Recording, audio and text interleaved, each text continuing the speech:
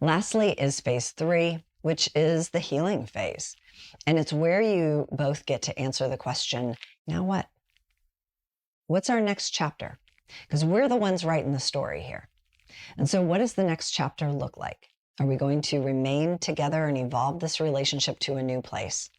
Are we going to trust one another again, knowing that there are no guarantees?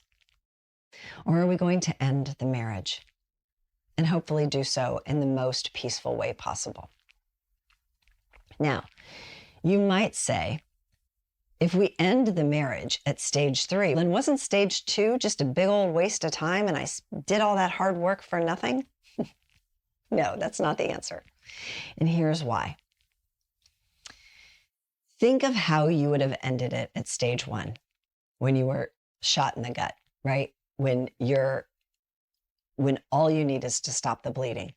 And then you make the decision to blow up the marriage. How you end it and how you move through the divorce is going to look very different than how you end it and move through the divorce, if that's the answer, after you go through phase 2 and see, can this be healed? Because if you end it at phase 1, you don't actually know whether or not the relationship can be healed because you didn't really try. And so phase 2 is all about trying. And if you try and you get to a place of where you're like, I just cannot trust you again, or we just can't find our way back to one another again in some way, then you can make peace with that decision because you knew you tried and you both tried. And then how you move through the divorce process is going to look and feel very different from that perspective.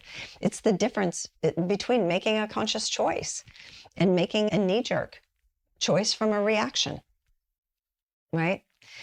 You also, for the one who is cheated on, you won't carry this trauma into a future relationship. You won't make future loves pay for sins of your now spouse because you'll have healed that.